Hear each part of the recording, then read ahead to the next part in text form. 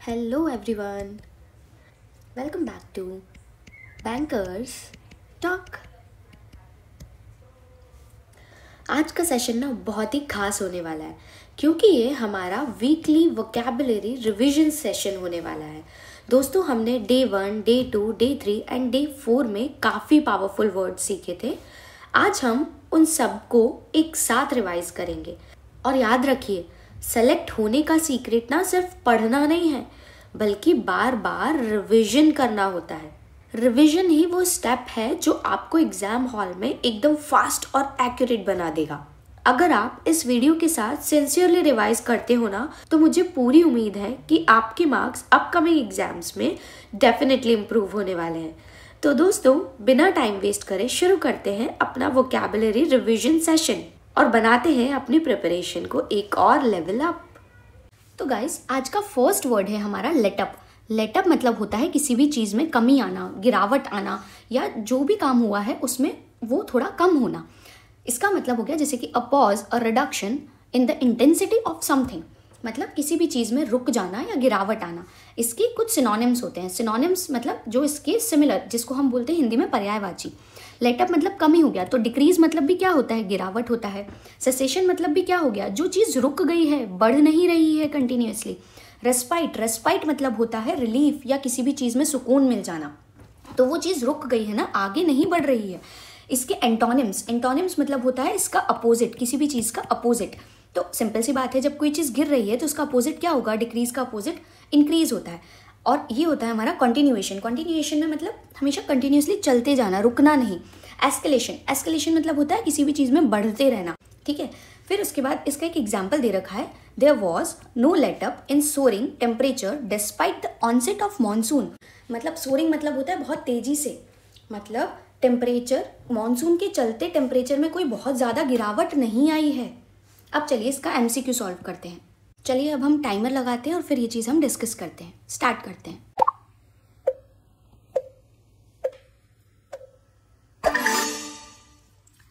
तो चलिए एक बार हम देख लेते हैं कि इसका क्या आंसर आया है। What is the synonym of letup? Synonym मतलब हो गया सिमिलर, सेम क्या होना चाहिए, सेम होना चाहिए। जैसे इंक्रीज मतलब हो गया तो बढ़ना, लेटअप मतलब हो गया था गिरावट, एस्केलेशन मतलब भी बढ़ना, कंटिन्यूएशन मतलब बढ़ते चले जाना। नन ऑफ दीज तो हो नहीं सकता। क्या आंसर आना चाहिए, डिक्रीज मतलब घटना, और इसका मतलब है गिरावट। तो इसका आंसर हम चेक कर लेते हैं। यस, बिल्कुल सही आंसर है हमारा डिक्रीज। चलिए आज का नेक्स्ट वर्ड हम डिस्कस करते हैं। डिस्कंसर्टिंगली मतलब विचलित रहना, मतलब मन अच्छा नहीं है, आज मेरा मन अच्छा नहीं है, खुश नहीं रह पा रही हूँ, थोड़ी सी डिस्टर्ब्ड हूँ।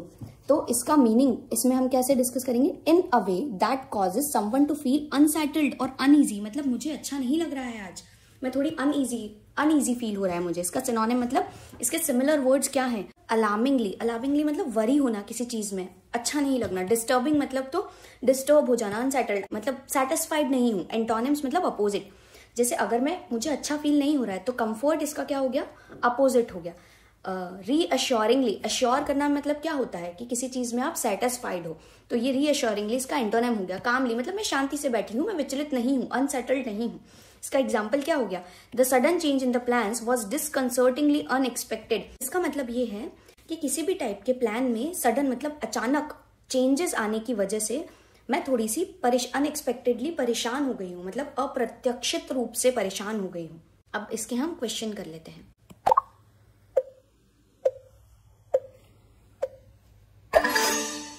तो चलिए अब इसके सिनोनिम देखते हैं। सिनोनिम मतलब क्या इसका सिमिलर है। डिस्कंसर्टिंगली मतलब क्या पढ़ा अभी हमने, कि जो हमें चीज परेशान कर रही है। रीअश्योरिंग मतलब क्या है कि मैं अश्योर हो चुकी हूँ, दोबारा से अश्योर हो चुकी हूँ, कंफर्टेबल हूँ, काम हूँ सिचुएशन में। अलार्मिंगली मतलब मैं वरी हूँ।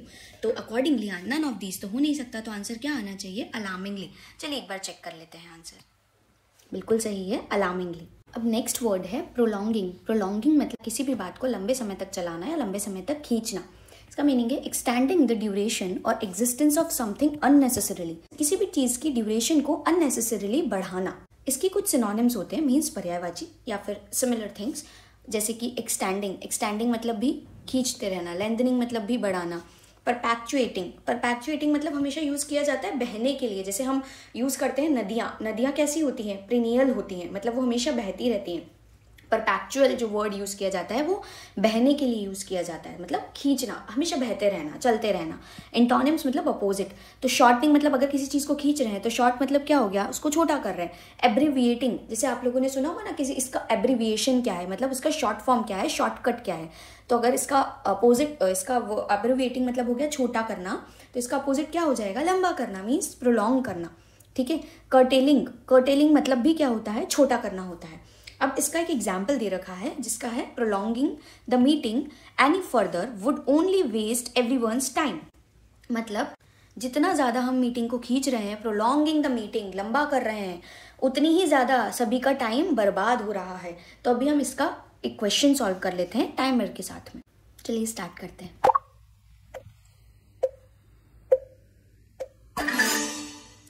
What is the synonym of prolonging? Synonym मतलब इसका सिमिलर चीज क्या होगी। प्रोलॉन्गिंग मतलब खींचना है, तो शॉर्टनिंग तो क्या हो गया, छोटा करना। एब्रीविएशन मतलब क्या हो गया, एब्रीविएशन मतलब एब्रीविएटिंग मतलब क्या हो गया, इसको छोटा करना। कर्टेलिंग मतलब भी मैंने आपको क्या बताया, छोटा करना। एक्सटेंडिंग मतलब क्या हो गया, खींचना। तो इसका आंसर क्या आ जाना चाहिए, बी आ जाना चाहिए, सॉरी सी आ जाना चाहिए, थोड़ी सी स्पेसिंग में दिक्कत हो गई है। यस, आंसर हमारा सी है। अब हम नेक्स्ट वर्ड की साइड मूव करते हैं। तो नेक्स्ट वर्ड है हमारा रोग। रोग मतलब होता है विवादास्पद। मतलब ये तो बहुत ज़्यादा ही हिंदी शब्द हो गया। आप ऐसा याद कर सकते हैं कि किसी भी पर्सन का आउटलो हो जाना, मतलब जो पर्सन लॉ को ना माने या फिर जो आपकी नज़र में वो गलत हो, नेगेटिव काम करता हो, आपके अकॉर्डिंग वो गलत काम करने वाला हो। जैसे कि इसका मीनिंग दे रखा है, पर्सन और thing that behaves in an unpredictable और erratic way typically with negative connotations. मतलब ऐसा पर्सन या ऐसी चीज जो अनप्रिडिक्टेबली या अपन अनप्रिडिक्टेबली को समझते हैं, जो हम प्रिडिक्ट नहीं कर सकते। एराटिक वे मतलब क्या हो गया, अनियमित, जो हमारे नियम के अकॉर्डिंग नहीं है, तरीके से व्यवहार नहीं करता है, तरीके से बिहेव नहीं करता है, और उसके साथ साथ उसका नेगेटिव कोनोटेशंस भी है। नेगेटिव कोनोटेशंस मतलब नकारात्मक अर्थ भी होते हैं उसके। मतलब सेंटेंस का मतलब क्या है, अ पर्सन और a thing that behaves in an unpredictable और इराटिक वे। अनप्रिडिक्टेबल एक ऐसा पर्सन या कोई भी ऐसी चीज जो अनप्रिडिक्टेबल है और हमारे अकॉर्डिंग वो सही नहीं है, हमारे नियम के अकॉर्डिंग वो सही नहीं है। ठीक है। और typically with the negative connotations, मतलब जो हमारे लिए नेगेटिव पर्सन है, नेगेटिविटी फैला रहा है, इसका मतलब हो गया नेगेटिव वर्ड है ये। ठीक है। सिनोनिम, इसके जो पर्यायवाची हैं वो क्या होंगे, आउटलॉ, जो लॉ को ना माने।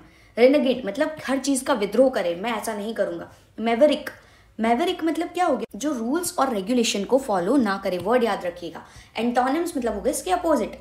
लॉ अबीडिंग मतलब क्या हो गया, जो रूल्स को फॉलो करे। कन्फर्मिस्ट, कन्फर्म मतलब होता है जो रूल्स और रेगुलेशन को फॉलो करता है। ओबीडियंट, जैसे हम जो चीजों को मानता है। अब इसका एग्जाम्पल देखें। The corporation was accused, accused मतलब इल्जाम लगाया गया, एक कॉर्पोरेशन पर इल्जाम लगाया गया कि वो लॉ को फॉलो नहीं करती है और अनएथिकल काम कर रही है। मतलब एक रोग मतलब एक तरीके से देखा जाए तो दुष्ट भी होता है जो लॉ को फॉलो ना करे। तो एक कॉर्पोरेशन जो लॉ को फॉलो नहीं कर रही है और अनएथिकल काम कर रही है, इसलिए उस पर ये इल्जाम लगाया गया है। अब इसका क्वेश्चन देख लेते हैं। पहले हम टाइमर चालू कर लेते हैं। चलिए स्टार्ट करते हैं।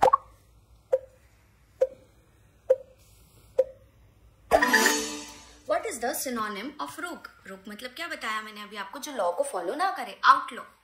सही बात है, जो लॉ को फॉलो नहीं करता। लॉ अबीडिंग मतलब जो फॉलो करता है। ओबीडियंट मतलब जो फॉलो करता है। कन्फर्मिस्ट मतलब जो रूल्स रेगुलेशन को मानता है। नन ऑफ दीज तो हो नहीं सकता, तो इसका आंसर क्या आना चाहिए, आउटलॉ आना चाहिए। बिल्कुल सही बात है, ए है इसका आंसर, आउटलॉ। अब नेक्स्ट वर्ड हमारा आता है बम्पी। बम्पी मतलब होता है अस्थिर, मतलब बहुत ज़्यादा उथल पुथल है ज़िंदगी में, बहुत मुश्किलें आ रही है, ये रास्ता अच्छा नहीं है, बहुत ज़्यादा बम्पी है ना। तो इसके मीनिंग क्या होगा, कैरेक्टराइज बाय डिफिकल्टीज, हमारी ज़िंदगी स्थिर नहीं है, कभी ऐसी चल रही है, ऐसी चल रही है, ऐसी चल रही है, सीधी नहीं चल रही है, अस्थिर है, बहुत डिफिकल्टीज आ रही है, बहुत प्रॉब्लम्स आ रही है, बहुत सेटबैक्स हैं, मतलब बार बार हम पीछे खींचे जा रहे हैं, सीधा नहीं चल पा रहे हैं जिंदगी में। इसके सिनोनिम्स क्या हो गए, रफ मतलब सीधा रास्ता नहीं है, उबड़ खाबड़ है। टर्बुलेंट, टर्बुलेंट मतलब उथल पुथल, हम नहीं बोलते कि फ्लाइट में टर्बुलेंस आ गया, टर्बुलेंस मतलब उथल पुथल आ सकती है। अनइवन, अनइवन मतलब क्या हो गया, जो चीज इवनली ना हो, अनइवन हो। एंटोनिम्स मतलब हो गए इसके जो अपोजिट है, रफ है, तो भाई इसका अपोजिट क्या हो जाएगा, स्मूथ। स्टेडी मतलब स्टेडी, स्टेडी मतलब सीधे ही चलते जाना। स्टेबल मतलब एक जगह पर आप स्टेबल है, रुक गए हैं। ठीक है। अब मतलब आपकी लाइफ सेटल है, सेटल भी हो सकता है। एग्जाम्पल क्या हो गया, the journey was bumpy due to the unpaved road. बेटा देखो, अनपेव्ड मतलब होता है कच्चा रास्ता। हमारी, इसका मतलब क्या हो गया, जर्नी हमारी बहुत ज्यादा बम्पी थी, उथल पुथल वाली थी, अस्थिर थी, क्योंकि रोड जो था वो कच्चा था। अब इसके हम देख लेते हैं क्वेश्चन। चलिए पहले टाइमर चालू करते हैं, स्टार्ट।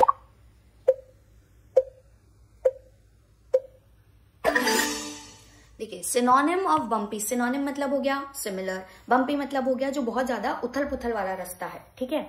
ए हो गया स्टेडी, स्टेडी मतलब सीधा रास्ता, स्मूथ मतलब एज इट इज, स्टेबल मतलब सेम, रफ, रफ मतलब क्या हो गया, उथल पुथल वाला रास्ता। तो ये इसका आंसर क्या आ जाना चाहिए, मेरे अकॉर्डिंग तो रफ आ जाना चाहिए। आप लोग के भी जो आंसर आ रहे हैं आप प्लीज कमेंट सेक्शन में बताइए। इसका आंसर आ गया, बिल्कुल सही बात है, रफ। किसी भी चीज को खींचना, लंबा करना, एक्सटेंडिंग द ड्यूरेशन, किसी भी चीज को खींचना, एग्जिस्टेंस ऑफ समथिंग अननेसेसरीली। तो अब नेक्स्ट वर्ड है ब्रूजिंग।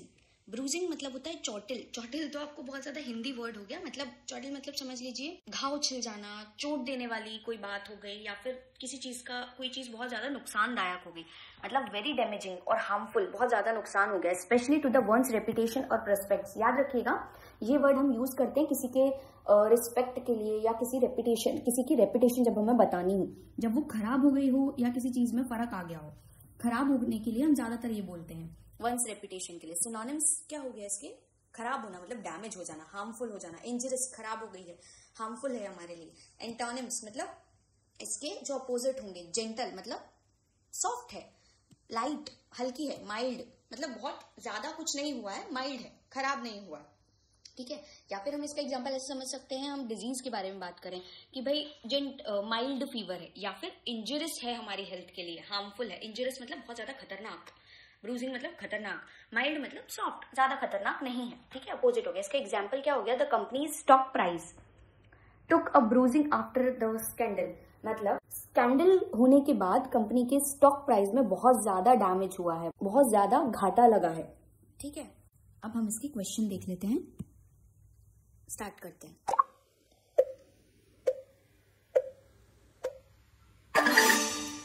ओके, देखते हैं क्या आएगा। What is the antonym of bruising. अभी तक हम सॉल्व कर रहे थे सिनोनिम मतलब सिमिलर, अभी हमें देखना है क्या अपोजिट है। ब्रूजिंग मतलब होता है किसी चीज में खराब हो जाना। तो जेंटल, जेंटल तो इसका खुद ही नहीं पता चल गया कि जेंटल क्या है, सॉफ्ट नहीं है, इसका अपोजिट हो गया है। डैमेजिंग, फिर भी हम आगे देख लेते हैं। डैमेजिंग मतलब खराब करना, ये तो नहीं हो गया। इंजरियस नहीं होगा, हार्मफुल नहीं होगा, नन ऑफ दिस होगा नहीं। क्या आएगा आंसर इसका, जेंटल, सही है हमारा आंसर। अब इसके बाद हम आगे बढ़ते हैं नेक्स्ट वर्ड की साइड। वो है हमारा नेक्स्ट वर्ड है डिस्बर्सल। डिस्बर्सल मतलब वित्तीय, मतलब ये भी बहुत ज्यादा हिंदी वर्ड हो गया है, बांट देना। हम नहीं बोलते हमारी सैलरी डिस्बर्स्ड हो गई है आज, मतलब आज सैलरी डिस्बर्स कर दो। तो इसका मतलब क्या, द मीनिंग क्या है इसका, the action of paying out money specially from a fund, किसी फंड से कोई भी चीज डिस्बर्स कर देनी, या फिर आज हमारे पास बुक्स का स्टॉक आया, वो हमें स्टूडेंट्स को डिस्बर्स कर देना है, डिस्ट्रीब्यूट कर देना है। तो इसके सिनोनिम क्या होगा, ये पेमेंट्स के लिए डिस्बर्स्ड वर्ड यूज किया जाता है, जैसे सैलरी डिस्बर्स कर दी गई है, डिस्ट्रीब्यूशन डिस्ट्रीब्यूट कर दिया गया, एक्सपेंडिचर इसी के लिए यूज किया जाता है। एंटोनिम्स हो गए इसके रिसिप्ट, मतलब रिसिप्ट मतलब ले लिया, रिसिप्ट ले ली। कलेक्शन मतलब हमने इसको कलेक्ट कर लिया है, और इसमें डिस्पर्सल मतलब डिस्ट्रीब्यूट कर दिया है। ये दोनों एक दूसरे के अपोजिट हो गए हैं। सेविंग्स मतलब हमने बचा के रख लिया है, और इसमें तो क्या कर दिया है, बांट दिया है, इसलिए अपोजिट है। एग्जाम्पल क्या है, the company's disbursal for employ benefits increase significantly this year, मतलब इस ईयर जो एम्प्लॉयज को लाभ होने वाला है, लाभ के लिए कंपनी ने जो भी डिसबर्समेंट किया है उसमें बहुत ज्यादा वृद्धि हुई है, इंक्रीमेंट हुआ है, इंक्रीज हुई है। इस ईयर एम्प्लॉयज के बेनिफिट के लिए कंपनी ने जो डिसबर्समेंट किया है उसमें बहुत ज्यादा इंक्रीमेंट देखने को मिला है। इसका हम क्वेश्चन कर लेते हैं। अगेन हम टाइमर लगा लेते हैं।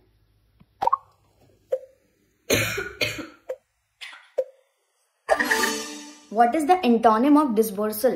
एंटोनिम अगेन इसका अपोजिट। देखिए, पेमेंट मतलब हमने देखा था कि डिस्ट्रीब्यूशन करने के लिए होता है रिसिप्ट मतलब क्या होना है, ये इसका ले लिया हो गया। डिस्ट्रीब्यूशन मतलब डिस्ट्रीब्यूट कर दिया। एक्सपेंडिचर मतलब बांट दिया। नन ऑफ दीज तो हो नहीं सकता, इसका आंसर क्या आएगा, रिसिप्ट आना चाहिए। बिल्कुल सही बात है। नेक्स्ट पे चलते हैं हम। नेक्स्ट वर्ड है हमारा अनरिलेंटिंग। अनरिलेंटिंग मतलब हो गया निरंतर। रिलेंटिंग मतलब हो जाता है रुक जाने वाला। अनरिलेंटिंग मतलब हो गया जो कभी ना रुकने वाला, ना झुकने वाला, ना ही थकने वाला। तो इसकी कुछ मीनिंग देख लेते हैं हम। Not yielding in strength, severity और डिटर्मिनेशन, मतलब किसी की ताकत में, गंभीरता में या किसी के संकल्प में कमी ना आना। ठीक है, स्ट्रेंथ मतलब ताकत, डिटर्मिनेशन मतलब संकल्प, दृढ़ निश्चय, सीवियरिटी मतलब गंभीरता, मतलब उसमें कमी ना आना हो गया अनरिलेंटिंग। और इसके सिनोनिम्स क्या हो गए? परसिस्टेंट मतलब लगातार काम करना, रिलेंटलेस, रिलेंटलेस मतलब बिना रुके काम करना, कांस्टेंट मतलब लगातार चलते रहना। नहीं बोलते हैं जो लोग अनरिलेंटेंट होते हैं उनको अपनी सक्सेस का पाथ जल्दी मिल जाता है। एंटोनिम्स, एंटोनिम्स क्या होंगे? रिलेंटलेस है तो इसका एंटोनिम क्या हो गया? रिलेंटिंग, अभी मैंने बताया जो रुक जाता है। अनरिलेंटिंग मतलब जो नहीं रुकता, रिलेंटिंग मतलब अपोजिट। यील्डिंग, फॉरगिविंग मतलब छोड़ देना। ठीक है, इसका एग्जांपल देख लेते हैं। The unrelenting rain caused flooding in the many parts of the city, मतलब लगातार बारिश की वजह से शहर में बहुत सारे हिस्सों में बाढ़ आ गई है। अनरिलेंटिंग मतलब लगातार। अब इसका हम एमसीक्यू देख लेते हैं, एक क्वेश्चन देख लेते हैं। चलिए स्टार्ट करते हैं।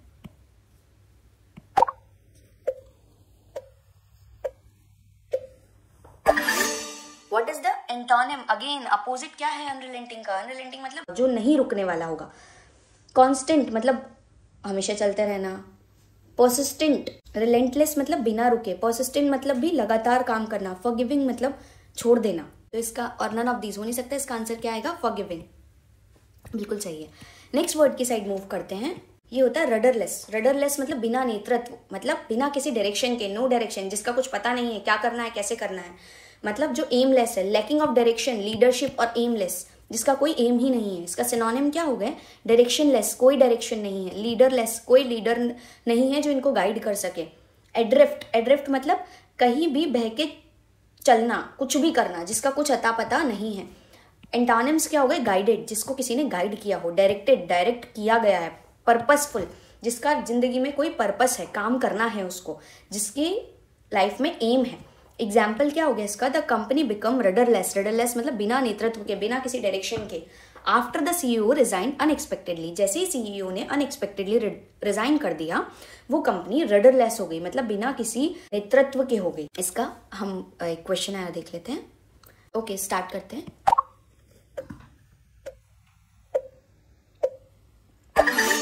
What is the antonym of rudderless? Antonym मतलब अगेन अपोजिट की बात हो रही है, जिसका कोई नेतृत्व नहीं है।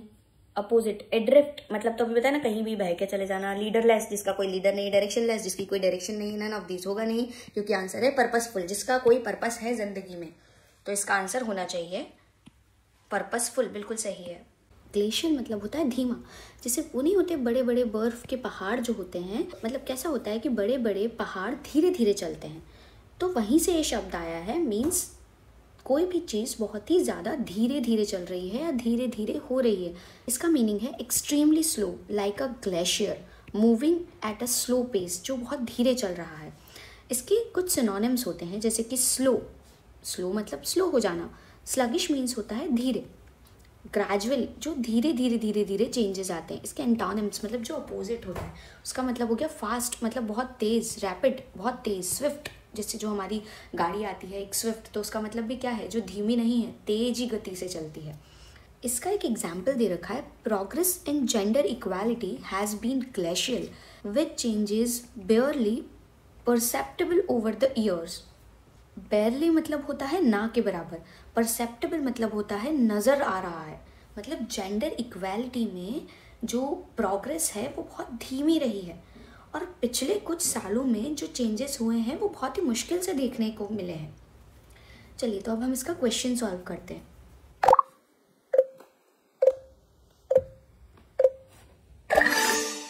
What is the synonym of glacier? Synonym मतलब हो गया, देखो जो इसका पर्यायवाची होता है। तो ग्लेशियर हमने देखा कि ग्लेशियर मतलब हो गया जो कि बहुत धीमी गति से चलता है, धीरे धीरे चलता है। तो हमने देखा, ये तो खुद बता रहा है कि स्लगिश मतलब हो गया जो कि बहुत धीमा चलता है। स्विफ्ट मतलब हो गया तेज। रैपिड मतलब हो गया फास्ट, और फास्ट मतलब तो होता ही तेज है। नन ऑफ दिस है नहीं, क्योंकि हमें पहला ही ऑप्शन दिखाई दे गया है स्लगिश। तो मेरे हिसाब से तो स्लगिश एक ऑप्शन होना चाहिए। चलिए एक बार ऑप्शन चेक कर लेते हैं, हमारा आंसर चेक कर लेते हैं। तो यस, हमारा आंसर है ए, विच इज स्लगिश।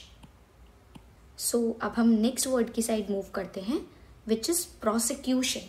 आपने कभी भी अगर कोई मूवी देखी हो, सीरियल देखा हो जहाँ पे लॉयर या अदालत वाली कोई चीज़ चल रही हो, तो प्रोसिक्यूशन मतलब होता है मुकदमा चलना।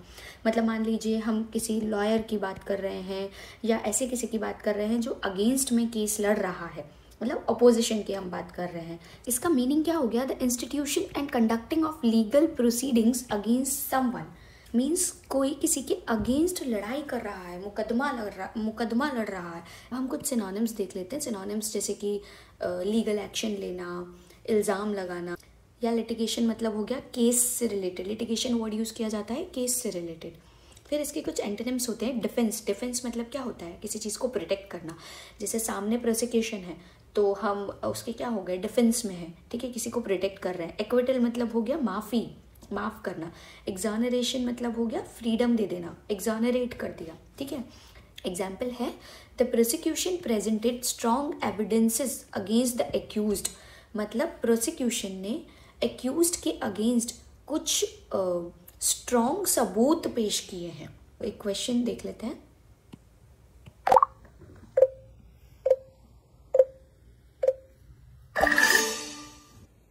What is the synonym of prosecution? Prosecution मतलब अभी देखा हमने कि मुकदमा लड़ना, तो उसके ऑप्शन क्या होगा? एग्जॉनरेशन। एग्जॉनरेशन मतलब क्या हो गया कि अभी मैंने बताया आपको कि फ्रीडम दे देना, और इसका मतलब क्या होता है कि अगेंस्ट में लड़ना, ठीक है। लिटिगेशन, लिटिगेशन मतलब होता है केस रिलेटेड बात होगी, तो ये इससे कोरिलेट हो सकता है। डिफेंस मतलब क्या हो गया? डिफेंस में आना। प्रोसिक्यूशन सामने है, डिफेंस इधर है, तो ये तो अपोजिट हो गया, माफी। एक्विटल मतलब भी हो गया माफ कर देना, डिफेंस मतलब हो गया प्रोटेक्ट करना। तो ऑप्शन क्या आ जाएगा? लिटिगेशन मतलब हो गया केस। तो अब हम देख लेते हैं इसके ऑप्शन में क्या सी आ रहा है।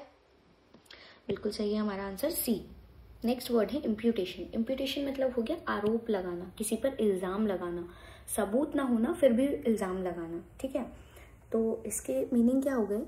एक्यूजेशंस और charges made against someone typically without proof. जैसा कि मैंने आपको अभी बताया कि हमने क्या करा, किसी पे आरोप लगाया जिसका हमारे पास प्रूफ भी नहीं है, हमने उस पर चार्जेस लगाए, एक्यूजेशंस लगाए।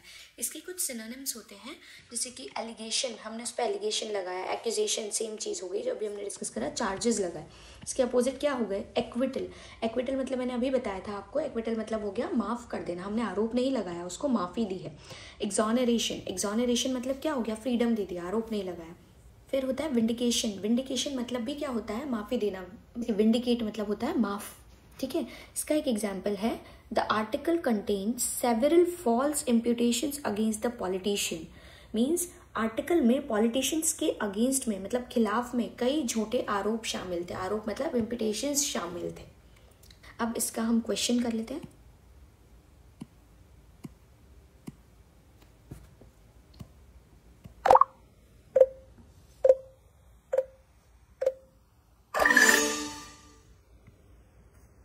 देखिए इसमें पूछा है what is the synonym of imputation. अभी हमने देखा इम्प्यूटेशन मतलब हो गया इल्ज़ाम लगाना, सबूत ना होना फिर भी इल्ज़ाम लगाना। तो इसका सिनोनिम क्या हो जाएगा? एक्विटल मतलब हमने देखा कि माफ़ी। फिर एग्जॉनरेशन हमने देखा कि फ्रीडम दे देना। विंडिकेशन, विंडिकेशन मतलब भी हमने क्या देखा? किसी चीज़ को माफ़ कर देना। एक्यूजेशन, एक्यूजेशन मतलब क्या हो गया? आरोप लगाना है, हमने उस पर चार्ज फाइल किया है, ठीक है। अब ऑप्शन देख लेते हैं एक बार। ऑप्शन है सी, बिल्कुल सही है। नेक्स्ट वर्ड की साइड हम मूव करते हैं। एक्सपीडेंट, एक्सपीडेंट मतलब होता है लाभदायक। लाभदायक मतलब क्या हो गया? कोई चीज़ बहुत फायदेमंद है। अब वो लाभदायक कैसे भी हो, मतलब हो सकता है वो बात गलत हो बट आपको वो फायदा दे रही हो, तो उसको क्या बोलते हैं? एक्सपीडेंट। जैसे कन्वीनियंट एंड प्रैक्टिकल हो सकती है, ऑल्दो पॉसिबली इम्प्रॉपर और इमॉर्टल। जरूरी नहीं है वो बात सही है बट फिर भी वो आपको फायदा दे रही है, तो वो क्या हो जाएगी? एक्सपीडेंट हो जाएगी। इसके सिनोनिम्स क्या हो गए? एडवांटेजेस, जो हमें एडवांटेज दे, बेनिफिट दे, अपॉर्चुन हो, मतलब जो हमें अपॉर्चुनिटी दे, बेनिफिशियल हो। एंटोनिम्स क्या हो गए? जो इसके अपोजिट हो जाते हैं, जो इनकन्वीनियंट है, मतलब हमें फ़ायदा नहीं दे रही है, हमारे लिए कंफर्ट जोन में नहीं है।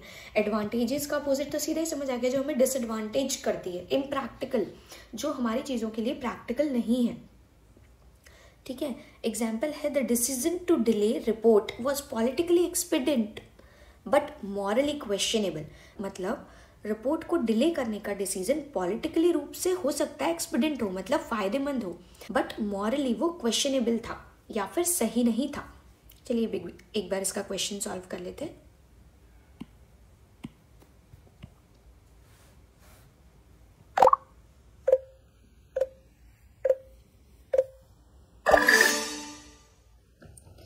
What is the synonym of expedient? अभी हमने पढ़ा एक्सपीडिएंट मतलब क्या हो गया, जो फायदा दे, ठीक है।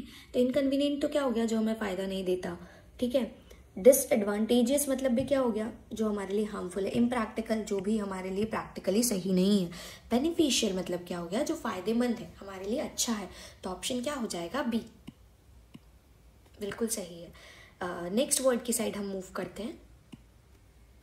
डिसेंटर्स। डिसेंटर्स मतलब क्या हो गया, जो आपके खिलाफ है, ऐसे पर्सन्स जो डिक्टेटरशिप करते हैं। अब जो डिक्टेटरशिप करते हैं उनके अगेंस्ट क्या हो जाते हैं, लोग बन जाते हैं, ठीक है। उनके अगेंस्ट मतभेद होने लगता है, उनके अगेंस्ट लोग हो जाते हैं, तो लोगों को क्या बोलेंगे, डिसेंटर्स, ठीक है। People who oppose official policies specially that of authoritarian state, मतलब अथॉरिटेरियन मतलब जो एक डिक्टेटरशिप स्टेट है, जहाँ पे सिर्फ खुद की चलाई जाती है, दूसरों के लिए नहीं सोचा जाता। तो जहाँ पे दूसरों के लिए नहीं सोचा जाता है वहाँ पे अपोजिशन पैदा होता है, उसे क्या कहते हैं, डिसेंटर्स, ठीक है। तो इसके सिनोनिम्स क्या हो गए, again opponent, protesters and dissident, ठीक है। ये क्या हो गए, इसके अपोजिट्स हो गए, खिलाफी हो गए, खिलाफ हो गए, आरोपी हो गए, ठीक है। अब इसके एंटोनिम्स क्या हो जाएंगे, सपोर्टर, जो इसके सपोर्ट में, कन्फर्मिस्ट, जो रूल्स रेगुलेशन को फॉलो करते हैं, लॉयलिस्ट मतलब ये लॉयल है, लॉ के अकॉर्डिंग ये लॉयल है, ठीक है। फिर इसके एग्जाम्पल हो जाएगा the dissenters gathered in the protest against the new censorship law, कि जो भी विरोध करने वाला है, मीन्स डिसेंटर्स, नए सेंसरशिप जो रूल्स आए हैं, नए सेंसरशिप लॉज के खिलाफ विरोध प्रदर्शन के लिए इकट्ठे हुए हैं। विरोध प्रदर्शन मतलब क्या हो गया, प्रोटेस्ट के अगेंस्ट इकट्ठे हुए हैं, गैदर्ड मतलब इकट्ठे हुए हैं। जो नया रूल आया है सेंसरशिप के लिए, जो लॉ आया है उसके अगेंस्ट डिसेंटर्स प्रोटेस्ट के लिए इकट्ठे हुए हैं। चलिए अभी क्वेश्चन कर लेते हैं।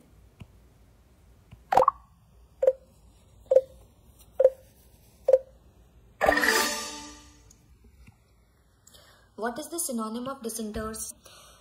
तो हमने देखा लॉयलिस्ट तो क्या हो गया, जो हमारे साथ है। कन्फर्मिस्ट मतलब क्या हो गया, जो लॉ को फॉलो करता है। सपोर्टर क्या हो गया, जो लॉ को फॉलो करता है। डिसिडेंट मतलब क्या हो गया, जो लॉ को फॉलो नहीं करता है। तो आंसर क्या हो जाना चाहिए, बी, बिल्कुल सही है। अभी हम नेक्स्ट वर्ड की साइड मूव करते हैं। जॉपर्डाइज। जॉपर्डाइज मतलब क्या हो गया, डेंजर, खतरा, मतलब ये थोड़ा गड़बड़ हो गया, खतरे में डालना, किसी को संकट में डाल देना, खतरे में डाल देना, उसको बोलते हैं जॉपर्डाइज। मतलब जो किसी ऐसी पोजीशन में डालना जहां पर खतरा हो, जैसे put someone or something into a situation in which there is danger of loss, harm or failure. किसी को ऐसे सिचुएशन में डाल देना जहां पर बहुत खतरा है, ऐसी पोजीशन में डाल देना, ठीक है। सिनोनिम्स क्या हो गए, एंडेंजर, रिस्क, थ्रेटन्ड कंडीशन में है, जहाँ पे रिस्क है बहुत ज्यादा। एंटोनिम्स प्रोटेक्टिव, सेफगार्ड, इंश्योर, आप सही हो, आप सेफ हो, उसके लिए। एग्जाम्पल क्या हो गया, his reckless behaviour could jeopardise the entire project. अब रेकलेस मतलब हो गया लापरवाह, उसकी रेकलेस बिहेवियर मतलब लापरवाह बिहेवियर से पूरे प्रोजेक्ट पर खतरा आ सकता है, ठीक है। जॉपर्डाइज मतलब खतरा डाल सकता है हमारे पूरे प्रोजेक्ट पर। तो अब इसका एक क्वेश्चन देख लेते हैं।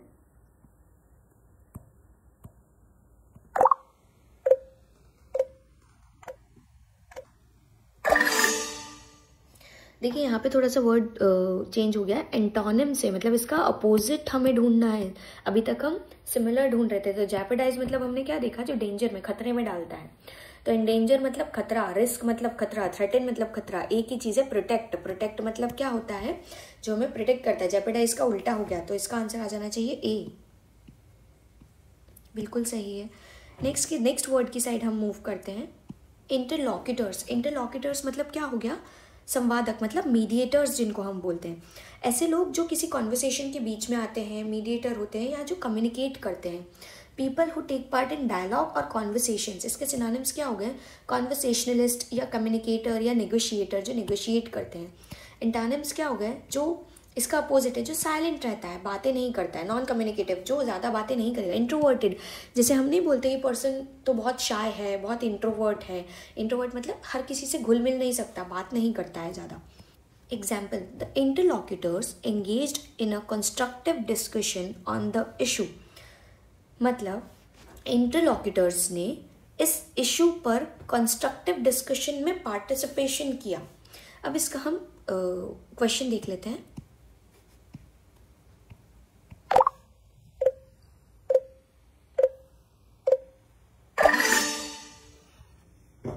अगेंस्ट यहाँ पे एंटोनिम्स पूछा है, मतलब इसका अपोजिट पूछा है। इंटरलॉक्यूटर्स मतलब ऐसे समझिए जैसे एक होते हैं इंट्रोवर्ट, एक होते हैं एक्सट्रोवर्ट जो कम्युनिकेट करते हैं, ठीक है।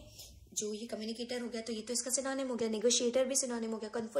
कन्वर्सेशनलिस्ट मतलब भी क्या हो गया, जो कन्वर्सेशन करता है। इंट्रोवर्टेड अभी मैंने बताया, अगर इसको हम एक्सट्रोवर्ट मानते हैं तो इसका अपोजिट क्या हो जाएगा, इंट्रोवर्ट।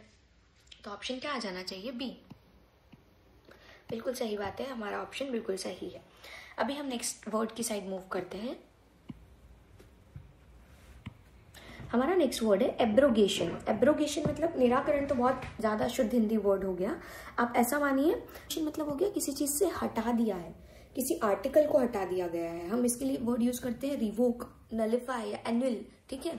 मीनिंग क्या हो गया, द रिपेल और abolition of law, treaty and custom etcetera, ये सब क्या हो गए हमारे, जो हटा दिए गए। सिनोनिम क्या हो गया, रिपेल मतलब दूर जाना, एन्यूलमेंट मतलब क्या हो गया, दूर है, ठीक है, निराकरण कर रहा है। कैंसलेशन मतलब कैंसिल कर रहा है। इसके एंटोनिम्स क्या हो गए, स्टैब्लिश कर रहा है किसी चीज को, ठीक है, मतलब इनैक्टमेंट। फिर इम्प्लीमेंटेशन, किसी पॉलिसी का इम्प्लीमेंट कराना, ठीक है, ये इसके अपोजिट हो गए। इसके एग्जाम्पल क्या हो गया, the abrogation of old policy led to protest among the affected groups, मतलब पुरानी पॉलिसीज को हटा देने की वजह से जो ग्रुप्स अफेक्ट हुए उन्होंने प्रोटेस्ट शुरू कर दिया है। अब इसके क्वेश्चन देख लेते हैं।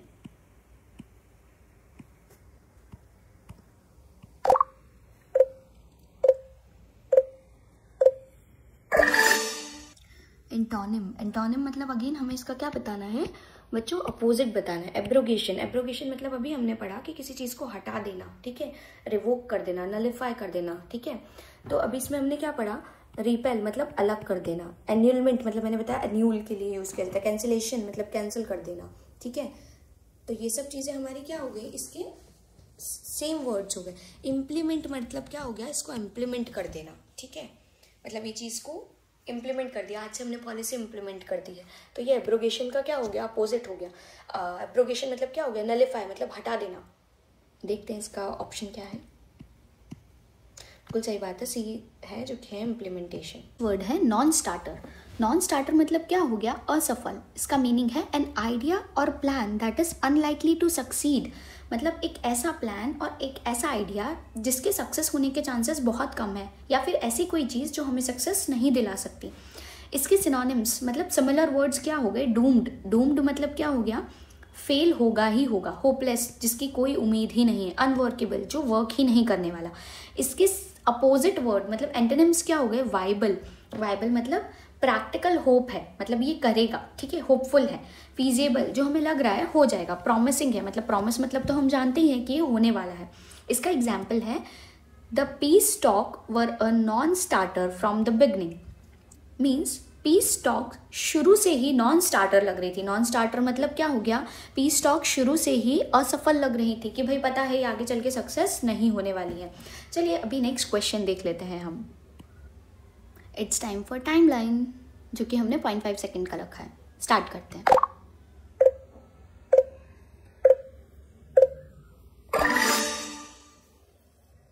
चलिए तो ये क्वेश्चन कह रहा है what is the synonym of non starter. Synonym मतलब वही चीज जो हमने अभी पढ़ी कि इसका सिमिलर वर्ड क्या होता है। नॉन स्टार्टर मतलब जो सक्सेस नहीं होगा, ठीक है, ये पहला ही ऑप्शन हमें बता रहा है, बट हम यहाँ से स्टार्ट करते हैं।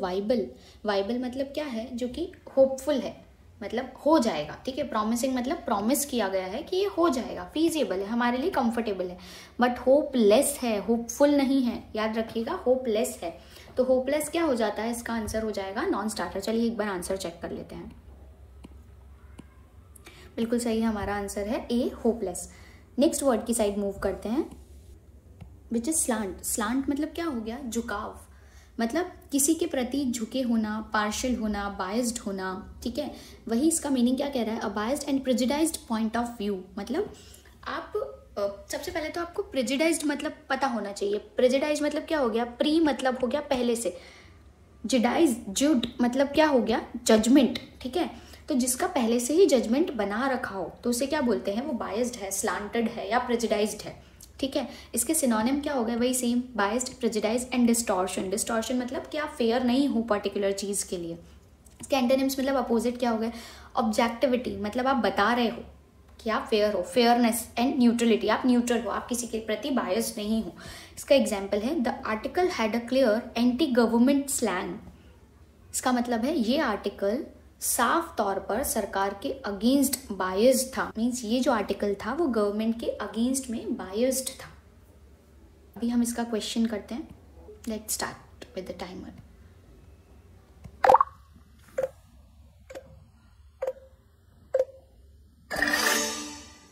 Times up. अगेन हम देख लेते हैं कि what is the synonym of slant. Slant मतलब अभी हमने डिस्कस करा कि बायस्डनेस, ठीक है।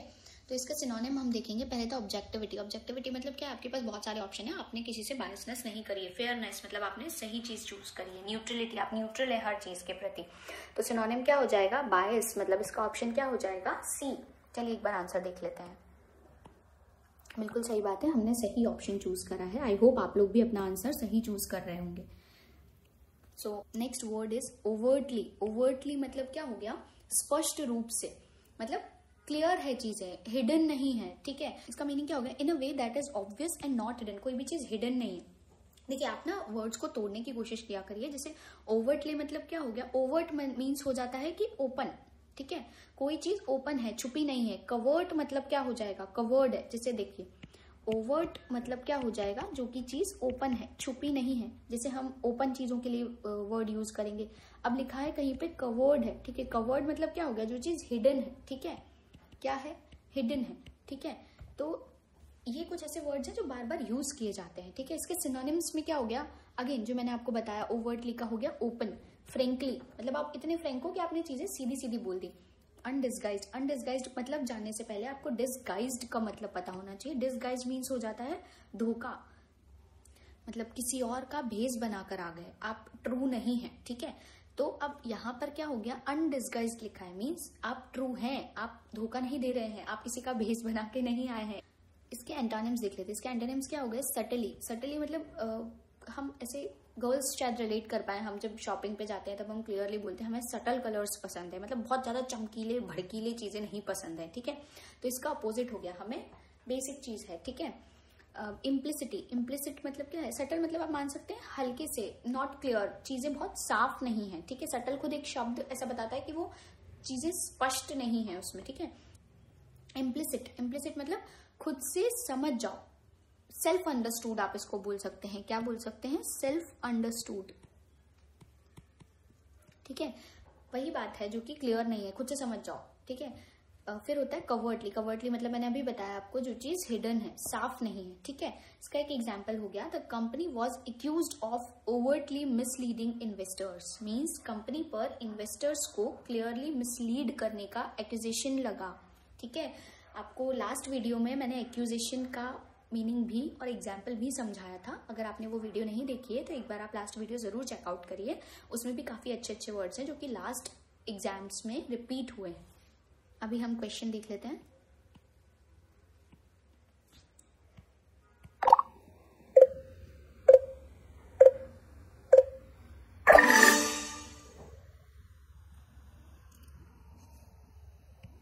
ठीक है, what is the synonym of overtly. Overtly मतलब अभी देखा हमने, चीजें क्लियर है, हिडन नहीं है, ठीक है।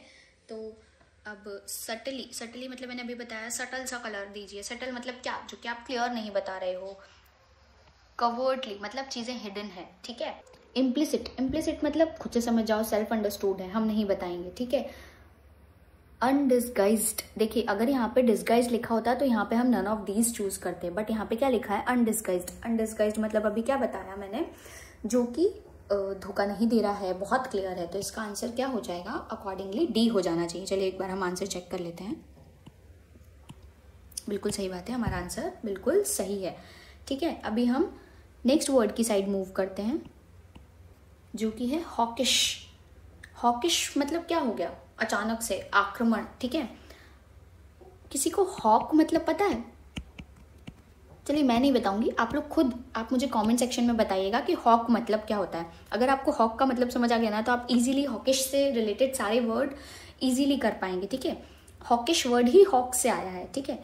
मतलब क्या होता है इसमें, हम पहले मीनिंग पे डिस्कशन कर लेते हैं। अग्रेसिव, बिलिग्रेंट इन द पॉलिसी और एटीट्यूड। मीन्स क्या है कि अचानक से अटैक कर देना, ये चीज़ें जो होती हैं। चलिए मैं आपको बता ही देती हूँ, आई होप आपने कमेंट सेक्शन में बताया होगा। हॉक मतलब होता है बाज। वो क्या करता है, तुरंत अचानक से आके अटैक कर देता है, सामने से वार करता है, अग्रेशन में वार करता है, ठीक है। सेम वहीं से ये वर्ड आया है हॉकिश, ठीक है। तो वही अग्रेशन में वार करता है, सामने आकर लड़ाई करना, आक्रमण करना, ठीक है।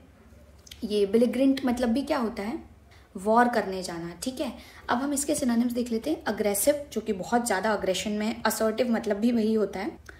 कॉन्फ्रंटेशनल, कन्फ्रंटेशनल मतलब क्या हो गया, आमना सामना। भाई हमने छुप के कोई वार नहीं करा है, आमना सामना किया है। एंटोनिम्स क्या हो गए, डॉविश। डॉविश मतलब बेटा होता है प्यार भरा, मतलब आपने प्यार से उसको बात को समझाने की कोशिश करी, लड़ाई नहीं करी है, ठीक है। कंसिलिएटरी मतलब लड़ाई में विश्वास ना रखना। पीसफुल, पीसफुल है भाई, हम पीस पसंद करते हैं, लड़ाई झगड़ा पसंद नहीं करते हैं। Example, the central bank adopted a hawkish stance to combat inflation. Means central bank ने इन्फ्लेशन से फाइट करने के लिए एक हॉकिश मतलब लड़ने वाला अप्रोच अडॉप्ट किया, ठीक है। क्वेश्चन देख लेते हैं।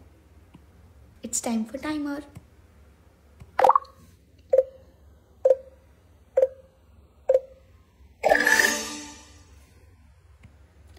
What is the synonym of hawkish. Again same word के बारे में बात की जा रही है। डॉविश मतलब अभी बताया आपको कि वो प्यार भरा, लड़ना नहीं चाहता, पीसफुल, अपनी जिंदगी में पीस रखी हुई है उसने, ठीक है। फिर कंसिलिएटरी मतलब भी क्या हो गया, जो लड़ाई में विश्वास नहीं रखता है। तो आंसर क्या आ जाएगा, असर्टिव। मतलब अभी बताया था मैंने आपको, हॉकिश मतलब भी क्या होता है, जो लड़ने के लिए है, उसका रीजन है, ठीक है। इसका ऑप्शन देख लेते हैं एक बार। बिल्कुल सही है आंसर हमारा, असर्टिव। नेक्स्ट वर्ड की साइड मूव करते हैं, जो कि है हमारा इम्पॉन्डरेबल्स। इम्पॉन्डरेबल्स मतलब क्या हो गया, अकल्पनीय, मतलब जिसकी कल्पना नहीं की जा सकती, जिसका पता लगाना बहुत मुश्किल है, डिफिकल्ट है, या फिर हम ऐसे बोल सकते हैं हम इसे पॉन्डर ही नहीं कर सकते हैं, मतलब सोच पाना मुश्किल है। प्रिडिक्ट, इसके लिए सिंपल वर्ड जो हो जाएगा वो हो जाएगा प्रिडिक्ट कर पाना मुश्किल है। नॉन प्रिडिक्टेबल, नॉन प्रिडिक्टेबल, ठीक है। Things that are difficult to predict or estimate, जिसको हम पता नहीं लगा सकते। इसके सिनोनिम्स क्या हो गए, अनसर्टेनिटीज मतलब जो चीज़ अनसर्टेन है, अननोन है, हमें नहीं पता। इंटेंजिबल्स मतलब जिसको देखा, सोचा या फील नहीं किया जा सकता, जो मतलब प्रिडिक्टेबल नहीं है, अकल्पनीय है, ठीक है, इम्पॉन्डरेबल है, ठीक है।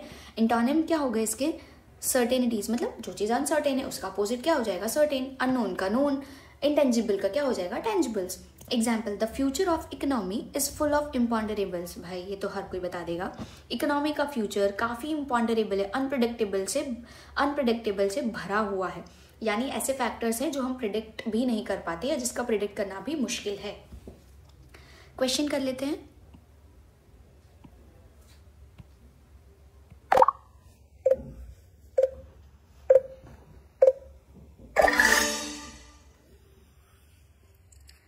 देखिए ये तो आप क्वेश्चन देख के ही खुद से समझ जाएंगे, मुझे बताने की भी नीड नहीं पड़ेगी, फिर भी हमारा तो काम है। सिनोनिम्स ऑफ इम्पॉन्डरेबल्स अभी बताया, जो कि प्रिडिक्ट करवाना मुश्किल होता है। सर्टेनिटीज मतलब जो कि ये तो इसका अपोजिट हो गया ना, नोन्स मतलब हमें पता है। टेंजिबल्स, टेंजिबल्स मतलब हम जानते हैं। इनटेंजिबल मतलब जिसे देखा, सोचा और समझा या फील नहीं किया जा सकता, तो वो क्या हो गया, इसका सिनोनिम हो गया। तो आंसर क्या आ जाना चाहिए, डी। बिल्कुल सही है हमारा आंसर। अब हमारा नेक्स्ट वर्ड है बिलाइंग। बिलाइंग मतलब झुटलाना, इसको तोड़िए। देखिए लाइंग मतलब क्या हो जाता है, झूठ, मतलब जो चीज झूठ के रिलेटेड है, ठीक है। लाई मतलब होता है झूठ, मीन्स आप किसी को कह रहे हो तुम झूठे हो, प्रूव कर रहे हो कि तुम झूठे हो, ठीक है। To prove something to be false or untrue, ठीक है। इसके सिनोनिम्स क्या हो गए, कॉन्ट्राडिक्टिंग मतलब कॉन्ट्राडिक्शन चल रहा है झूठ पे, बिलाइंग खुद ही दे दिया वर्ड। फिर giving the lie to, same word है, ठीक है। फिर इसके एंटोनिम्स क्या हो गए, कन्फर्मिंग। कन्फर्मिंग मतलब क्या होता है, सच्चा। कन्फर्म मतलब होता है सच्चा। करॉबरेटिंग मतलब भी सेम होता है। सब्सटेंशिएटिंग मतलब प्रूफ कर रहे हो आप, ठीक है। अब इसका एग्जाम्पल है, the strong export figures belied fears of slow down in the economy. Means strong export figures ने इकोनॉमी स्लो डाउन के फियर्स को गलत साबित कर दिया है। चलिए अब हम क्वेश्चन की साइड बढ़ते हैं।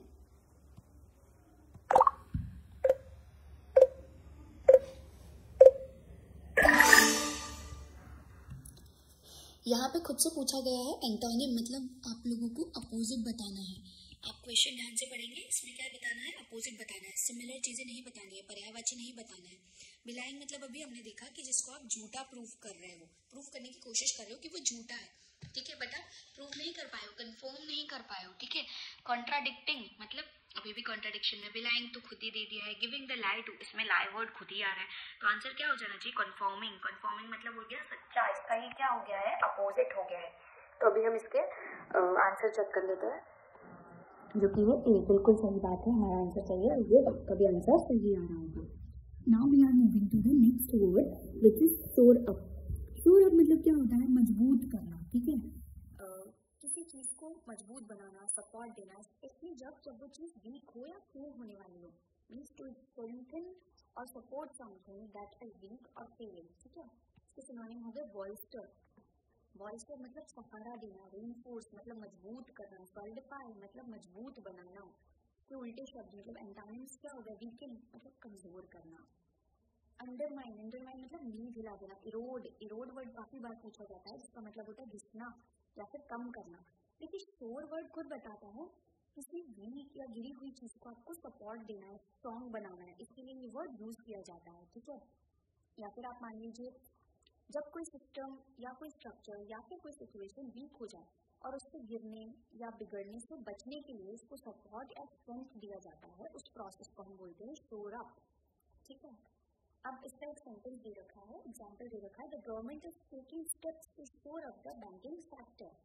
मीन्स सरकार मतलब गवर्नमेंट बैंकिंग सेक्टर को स्ट्रॉन्ग बनाने के लिए या सपोर्ट करने के लिए स्टेप्स ले रही है, क्योंकि शायद वो वीक हो गया है, ठीक है। अब इसका क्वेश्चन देख लेते हैं हम।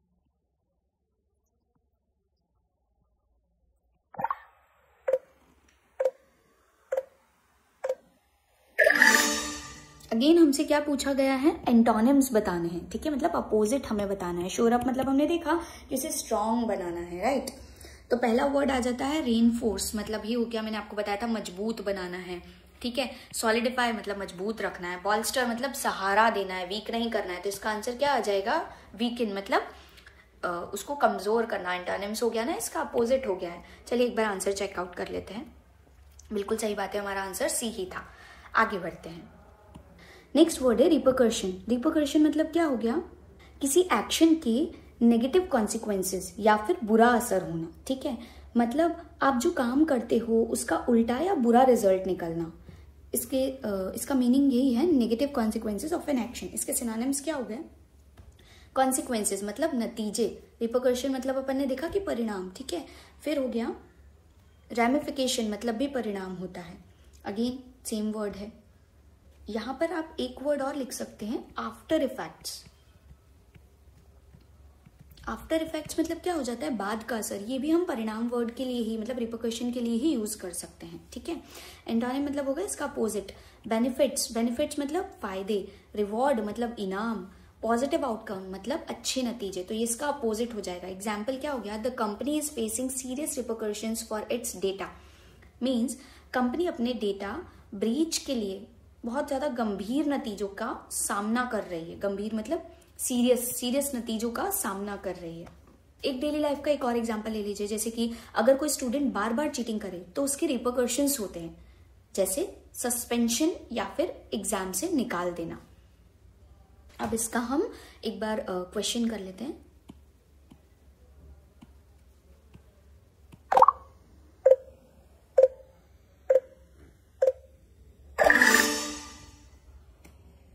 एंटोनिम मतलब क्या हो गया, इसका अपोजिट हमें बताना है। रिपरकशन मतलब मैंने अभी जस्ट आपको बताया कि इसका होता है परिणाम, मतलब अपोजिट इफेक्ट्स, नेगेटिव इफेक्ट्स के बारे में बात हो रही है, तो इसका अपोजिट मतलब हमने कोई पॉजिटिव वर्ड ढूंढना पड़ेगा इसमें से। कॉन्सिक्वेंसेज मतलब भी क्या हमें नहीं पता है, हो सकता है नेगेटिव हो सकता है। रेमिफिकेशन मतलब भी होता है परिणाम हो गया। रिपरकशन तो खुद ही दे रखा, तो ये तो एंटोनिम हो नहीं सकता। रिवॉर्ड्स मतलब क्या हो गए, ये पॉजिटिव चीज के लिए, मतलब हमें किसी से रिवॉर्ड मिलना, रिवॉर्ड मतलब इनाम मिलना, तो ये तो इसका अपोजिट हो गया ना, तो आंसर क्या हो जाना चाहिए, सी हो जाना चाहिए। सही है हमारा आंसर। नेक्स्ट वर्ड है हमारा प्रॉपअप। प्रॉपअप मतलब हो गया समर्थन करना। प्रॉपअप का मतलब हो गया किसी वीक या गिरती हुई चीज को सपोर्ट करना, चलाए रखना, चाहे वो नेचुरली स्ट्रॉन्ग ना हो। टू सपोर्ट और sustain something that is weak और फेलिंग, ठीक है। तो ये थोड़ा टेम्परेरी सपोर्ट जैसा लगता है, जहाँ बिना हेल्प के वो नतीजे कोलैप्स हो सकते हैं, जहाँ पे हमें सपोर्ट देने की ज़रूरत होती है, समर्थन देने की ज़रूरत होती है। ठीक है, इसके सिनोनिम्स क्या होते हैं? बॉल्स्टर मतलब अभी बताया मैंने आपको, सहारा देना। शोरअप, अभी जस्ट हमने शोरअप पढ़ा, तो उसका ये सिनोनिम हो सकता है प्रॉप अप, जो कि दूसरा वर्ड हो गया। ठीक है, फिर उसके बाद हो गया अंडरपिन मतलब भी होता है आधार देना किसी चीज को। ठीक है, इसके एंटोनिम मतलब अपोजिट हो गए। अंडरपिन है तो इसका अपोजिट क्या हो जाएगा? अंडरमाइन मतलब कमजोर करना, वीकन, कमजोर करना। इरोड मतलब घिसाना, अभी बताया था आप लोगों को। इसका एग्जाम्पल क्या हो जाएगा? The government is taking steps to prop up the struggling, ये थोड़ा सा वर्ड गड़बड़ हो गया है, यहाँ पे स्ट्रगलिंग एयरलाइन इंडस्ट्री आना चाहिए था। ठीक है, तो इसका मतलब क्या हो गया? जो हमारी गवर्नमेंट है वो स्ट्रगलिंग एयरलाइन इंडस्ट्री को कोलैप्स होने से बचाने के लिए प्रॉप अप कर रही है, मींस सपोर्ट कर रही है। ठीक है, इसका एक बेसिक डेली लाइफ एग्जांपल हम इजी फॉर्म में ये देख सकते हैं कि एक दोस्त ने एग्जाम में फेल होने के बाद हिम्मत हार दी, तो उसके पेरेंट्स ने उसको प्रॉप अप कर दिया, मींस प्रॉप अप किया। प्रॉप अप मतलब क्या किया? मतलब उसको मॉरल सपोर्ट दिया ताकि वो फिर से ट्राई कर सके। अब देखो, दो वर्ड मैंने आपको बताया, शोरअप एंड प्रॉप अप। तो शोरअप तो हम कब यूज करते हैं? जब किसी चीज को मजबूत बनाना हो या परमानेंट स्ट्रेंथनिंग देनी हो। ठीक है, स्ट्रेंथन करना हो। और प्रॉप अप वर्ड हम कब यूज करेंगे? जब किसी वीक चीज को गिरने से बचाना हो, मतलब अस्थायी सपोर्ट देना, मतलब टेम्परेरी बेसिस पे सपोर्ट देने को हम प्रॉप अप बोलेंगे। और किसी चीज को स्ट्रेंथन देने के लिए, परमानेंट सपोर्ट देने के लिए शोरअप वर्ड यूज किया जाएगा। ओके, चलिए अब हम क्वेश्चन देख लेते हैं।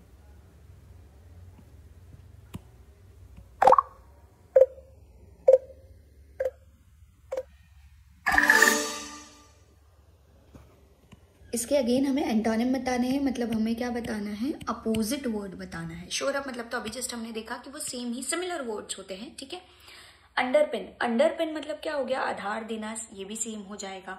ठीक है, बॉल्स्टर मतलब भी हमने देखा था सहारा देना। एरोड मतलब मैंने आपको बताया था कि इंपॉर्टेंट वर्ड है, इसको आप याद रख सकते हैं कि ये क्या हो सकता है कि आप सहारा नहीं दे रहे हो, उसकी मेहनत करवा रहे हो, उसको मेहनत करवा रहे हो, तो वो क्या हो रहा है? उसको घिसा रहे हो। एरोड मतलब घिसा रहे हो। ठीक है, एक बार आंसर देख लेते हैं। बिल्कुल सही आंसर है हमारा इरोड।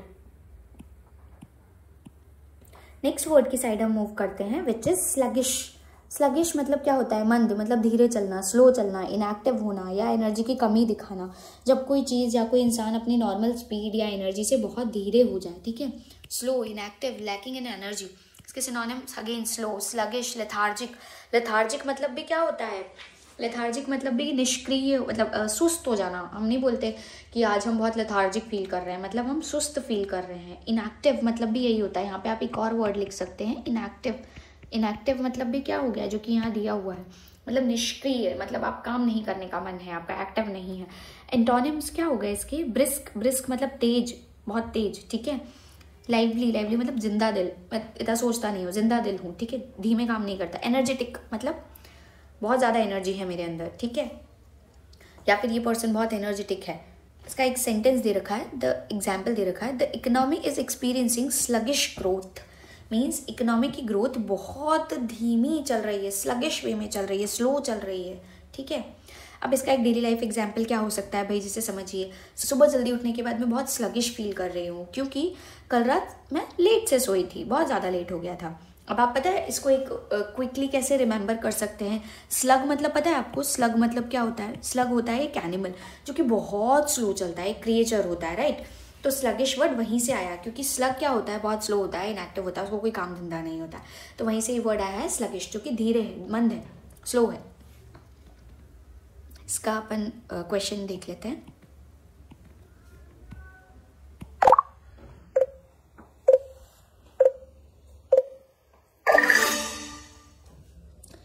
एंटोनिम्स मतलब अपोजिट हमें देखना है। तो स्लो अभी बताया, स्लगिश खुद स्लो है। रोड मतलब घिस घिस के चलना, अभी हमने देखा था। लेथार्जिक मतलब कैसा है? लेथार्जिक कि कोई सुस्त पड़ा हुआ है, काम नहीं कर रहा है। एनर्जेटिक मतलब क्या है? इसका अपोजिट है, बहुत फास्ट काम कर रहा है। ऑप्शन हम आंसर देख लेते हैं एक बार।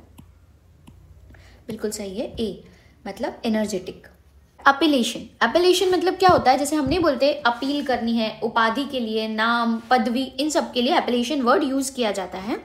इसका सिंपल मीनिंग देखा जाए तो कोई नाम, टाइटल या फिर डेजिग्नेशन जो किसी व्यक्ति को बुलाने या पहचानने के लिए दिया जाता है, जैसे कि इसमें दे रखा है अ नेम और द टाइटल। इसके सिनोनिम्स क्या होते हैं, जो कि इसके मिलते जुलते शब्द होते हैं, जैसे कि मैंने आपको बताया डेजिग्नेशन, टाइटल और नेम। डेजिग्नेशन मतलब क्या हो गया, जो पद हम पहचानने के लिए देते हैं, या फिर हम जॉब पे जाते हैं तब हमें एक डेजिग्नेशन दिया जाता है कि नहीं। टाइटल मतलब उपाधि या पदवी, नाम तो सभी का नाम होता है, ठीक है। एंटोनिम्स, देखिए क्या होता है ना, कुछ वर्ड्स ऐसे होते हैं जिनका कोई एग्जैक्ट अपोजिट वर्ड नहीं होता है। सेम ऐसे ही एपेलेशन का भी कोई एग्जैक्ट अपोजिट वर्ड नहीं है, लेकिन हम समझ सकते हैं कि जैसे नेमलेसनेस जो कि बिना नाम का है, गुमनाम है, एनोनिमसनेस या फिर अनआइडेंटिफाइड या फिर अनस्पेसिफाइड। हम नहीं बोलते कि डिसीजन आपका एनोनिमस होना चाहिए, मतलब कैसा होना चाहिए, गुमनाम होना चाहिए, किसी को पता नहीं चलना चाहिए। फिर इसका एक एग्जाम्पल दे रखा है formally, the appellation doctor was awarded after years of study. Means बहुत साल की पढ़ाई के बाद उसे डॉक्टर की पदवी मिली, मतलब उपाधि दी गई। जैसे सिंपल सी शब्दों में क्या समझते हो, एक बच्चा घर पे अपने मम्मी पापा को मम्मी पापा कह के बुलाता है ना, तो वो क्या है, इसकी अपील है, कोई शब्द दिया है, कोई नाम दिया गया है, ठीक है। या फिर सोचो जब आप कोई फॉर्म भरते हो तो आपका नाम या टाइटल लिखना पड़ता है ना, बस वही एपेलेशन है। अब इसका हम एक क्वेश्चन देख लेते हैं। Let's start with timer.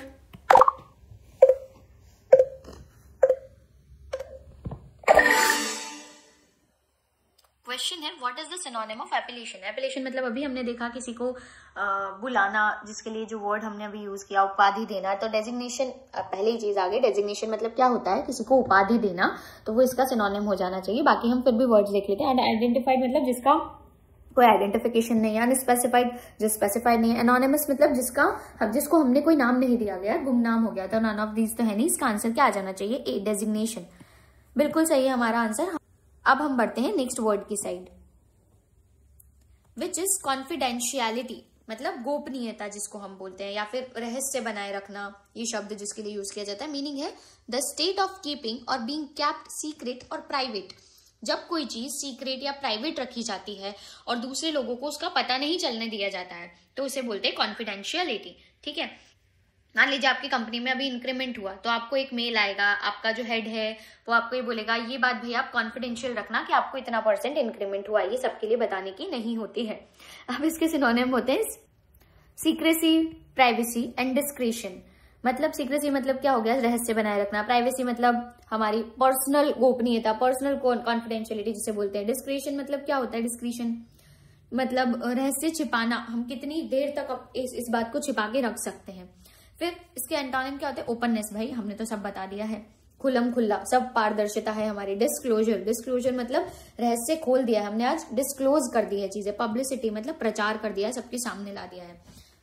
इसका एग्जाम्पल दे रखा है, the confidentiality of the patients records is Paramount. Means patient के रिकॉर्ड्स की जो कॉन्फिडेंशियलिटी होती है, मीन्स गोपनीयता होती है, वो सबसे ज्यादा इंपॉर्टेंट होती है। इसका बहुत बेसिक एग्जांपल आप ऐसे भी समझ सकते हो कि आपने अपने दोस्त को एक सीक्रेट बताया और उसको बोला प्लीज प्लीज इसको कॉन्फिडेंशियल रखना, या इसकी कॉन्फिडेंशियलिटी मेंटेन रखना, किसी को बताना नहीं है, ठीक है। अब इसका एक क्वेश्चन देख लेते हैं।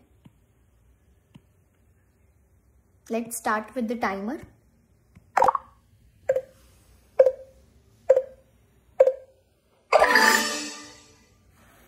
चलिए क्वेश्चन दे रखा है व्हाट इज द सिनोनिम्स, मतलब अगेन सेम वर्ड क्या होगा, कॉन्फिडेंशियलिटी। कॉन्फिडेंशियलिटी मतलब क्या रखना है, सीक्रेट रखना है। डिस्क्लोजर मतलब चीजों को बता देना, पब्लिसिटी कर देना, ओपन खोल देना। सीक्रेसी मतलब इसका सीक्रेट रखना है, बताना नहीं है। तो आंसर होना चाहिए ए।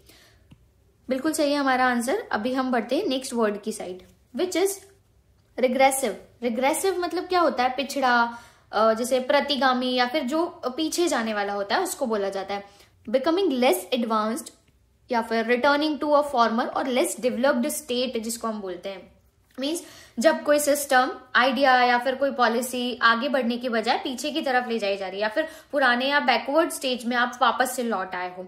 इसके सिनोनिम क्या होते हैं, बैकवर्ड मतलब अभी मैंने बताया आपको, आप पिछड़ गए हो, पीछे की ओर खींचे जा रहे हो।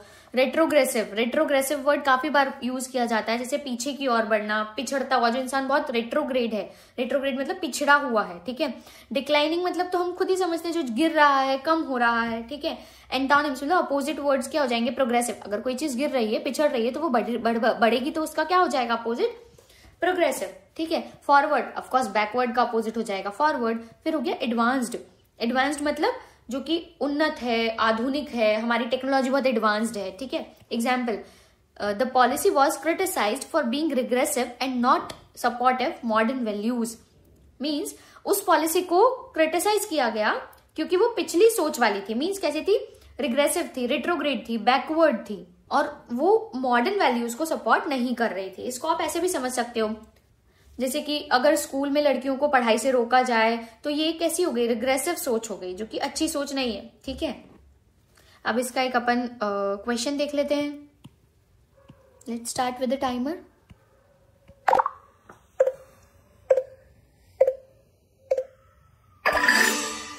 ओके, फिर क्वेश्चन सेम तरीके से दिया हुआ है। सिनोनिम क्या होते हैं? रिग्रेसिव के। रिग्रेसिव मतलब क्या हो गया? पिछड़ा हुआ, रिग्रेस है ये तो। एडवांस्ड इसका अपोजिट हो जाएगा ये। प्रोग्रेसिव जो बढ़ रहा है बिल्कुल नहीं होगा। फॉरवर्ड जो आगे बढ़ रहा है बिल्कुल नहीं होगा। क्या आंसर हो जाएगा? डिक्लाइनिंग, जो पहले ही घट रहा है। ठीक है, तो अभी इसका आंसर हम एक बार चेकआउट कर लेते हैं। बिल्कुल सही आंसर हमारा डिक्लाइनिंग, जो कि घट रही है चीजें। Now we are moving to the next word, that is cognizant. Cognizant मतलब क्या होता है? जागरूक, अवगत या समझदार। आपने एक कंपनी है जिसका नाम है कॉग्निजेंट, आपने सुना है कभी इसका नाम? मीनिंग क्या हो गया इसका? हैविंग नॉलेज और अवेयरनेस, मतलब जब कोई इंसान किसी के बारे में अवेयर हो, जानकारी रखता हो, या फिर सिचुएशन को समझता हो, उसे हम बोलते हैं कॉग्निजेंट। ठीक है, जागरूक है। सिनोनिम क्या होते हैं? अवेयर, कॉन्शियस या नॉलेजेबल पर्सन, जिसके लिए हम बोलते हैं। अवेयर मतलब जागरूक, कॉन्शियस मतलब जो सचेत है, होश में है, जानकार है। नॉलेजेबल तो सबको पता है, जो जानकार है या विद्वान है। इसके एंटोनिम्स क्या हो गए? अनअवेयर, अवेयर का अपोजिट अनअवेयर, जिसको कुछ पता ही नहीं है, अनजान है, बेखबर है। इग्नोरेंट, इग्नोरेंट मतलब इसको मतलब अज्ञानी जिसको बोलेंगे, जिसको कोई ज्ञान नहीं है। ऑब्लिवियस, ऑब्लिवियस मतलब क्या हो गया? जो भूल जाने वाला होता है, ध्यान ना देता हो। ठीक है, इसका एग्जाम्पल क्या हो गया? The company needs to be cognizant of the latest regulations. Means company को लेटेस्ट रूल्स एंड रेगुलेशंस के बारे में जागरूक, मीन्स कॉग्निजेंट रहना चाहिए, रहना अवेयर रहना चाहिए। इसको आप ऐसे भी समझ सकते हो, जैसे कि आजकल ट्रैफिक रूल्स के बारे में कॉग्निजेंट रहना बहुत ज्यादा जरूरी होता है, वरना क्या हो जाता है भाई? चालान कट जाता है, महंगा महंगा कट जाता है, अच्छा खासा कट जाता है। ठीक है, अभी नेक्स्ट वर्ड, इसके क्वेश्चन की साइड मूव करते हैं हम। Again let's start with the timer.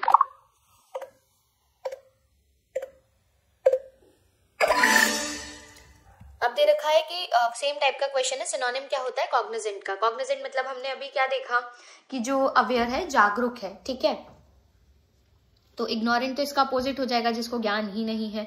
Oblivious भी क्या हो जाएगा? जो भूल जाता है जल्दी जल्दी। अनअवेयर, जिसको अवेयरनेस ही नहीं है। तो आंसर क्या हो जाना चाहिए? अवेयर हो जाना चाहिए इसका आंसर। लेट्स सी क्या आंसर दे रखा है। बिल्कुल सही बात है, हमारा आंसर सही है, aware. Now we are moving to the next word which is spawned. Spawn मतलब हो गया पैदा किया, उत्पन्न किया या जनित करा। अभी जो लोग शायद बायोलॉजी से होंगे उनको पता होगा कि हम पढ़ते हैं जब फिशेज मतलब रिप्रोडक्शन करती है, फिर नए जो अपने अंडे होते हैं उनको डेवलप कराती हैं, तो उससे होता है, उसको स्पॉन बोला जाता है। वेल, बाकी लोगों को नहीं पता हो तो हम एक बार पढ़ ही रहे हैं, सबको समझ आ जाएगा।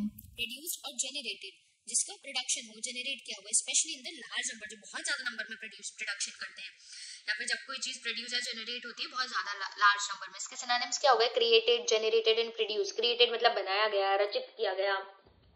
जेनरेट मतलब उत्पन्न कर दिया। प्रोड्यूस मतलब फिर से वही सेम बनाया गया। एंटोनिम्स मतलब अगर बनाया है तो डिस्ट्रॉय कर दिया, नष्ट कर दिया, बर्बाद कर दिया। एलिमिनेटेड मतलब समाप्त कर दिया, उसको हटा दिया है। एनिहिलेटेड मतलब क्या हो गया? इसको संपूर्ण तरीके से खत्म कर दिया है, नष्ट कर दिया है। एग्जाम्पल दे रखा है, the new regulations spawn a wave of innovations in the industry. Means नए रूल्स ने इंडस्ट्री में इनोवेशंस की एक वेव पैदा कर दी। बेसिक एग्जाम्पल आप समझो कि मोबाइल फोन्स हम सभी यूज करते हैं, तो मोबाइल फोन्स ने क्या किया? सोशल मीडिया एप्स को स्पॉन कर दिया, मतलब उन्होंने नए नए ट्रेंड्स को जन्म दे दिया है। अभी बिना ट्रेंड के तो कहाँ दुनिया चलती है। चलिए इसका एक क्वेश्चन देख लेते हैं। Let's start with the timer.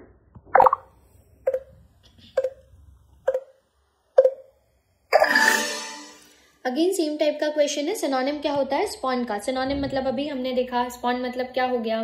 पैदा करना, जनित करना। तो डिस्ट्रॉय क्या हो जाएगा? इसका अपोजिट हो जाएगा। एलिमिनेशन मतलब क्या हो जाएगा? अगेन समाप्त कर देना। एनिहिलेटेड मतलब भी क्या हो गया? ध्वस्त कर देना, पूर्ण रूप से खत्म कर देना। तो क्रिएटेड क्या हो जाएगा? इसका सिनोनिम हो जाएगा। देखते हैं इसका आंसर सही है कि नहीं है। डी बिल्कुल सही आंसर है हमारा, created. Now we are moving to the next word which is transient. Transient मतलब क्या हो जाता है? पार करना या फिर अतिक्रमण कर लेना, उस चीज को हम बोलते हैं। Means go beyond the limits of something. जब कोई इंसान कोई भी चीज अपनी सीमाओं से सीमाओं को लांग की करता है, मतलब लिमिट क्रॉस कर जाता है भाई, बहुत ज्यादा आगे बढ़ जाता है, उसको बोलते हैं ट्रांजिएंट। ठीक है, इसका सिनोनिम क्या होता है? सरपास हो गया, एक्सीड हो गया या आउटडू हो गया। सरपास मतलब क्या हो गया? पार कर देना, अधिक हो जाना, बहुत ज्यादा हो जाना। एक्सीड मतलब सीमा से बढ़ जाना, मतलब आप अपनी हद में रहो, जिसको हम बोलते हैं हद पार कर देना। आउटडू मतलब क्या हो गया? आगे निकल जाना। इसका एंटोनिम क्या होगा? फेल या फॉल शॉर्ट। फेल मतलब असफल हो जाना, फॉल शॉर्ट मतलब कम पड़ जाना, आपने सब किया बट फॉल शॉर्ट मतलब पूरी तरह नहीं कर पाए। इसका एक एग्जांपल दे रखा है, the beauty of the landscape transit words. Landscape की जो ब्यूटी थी इतनी ज्यादा है कि उसे शब्दों में हम कंप्लीट नहीं कर पाते हैं। ठीक है, या फिर आप इसको ऐसे भी समझ सकते हो, एक माँ का प्यार जो होता है ना, वो ट्रांजिट करता है सभी टाइप के कंपैरिजंस को, क्या कर देता है? सरपास कर देता है, एक्सीड कर देता है। मतलब मम्मी का प्यार सबसे ज्यादा होता है भाई इस दुनिया में। या फिर सोचो कोई एक ट्रेन है जो अपने एंड स्टेशन से भी आगे निकल गई, बियॉन्ड निकल गई, मतलब क्या हो गया? ट्रांजिट कर गई है। ठीक है, now we are moving to the question. Let's start with the timer.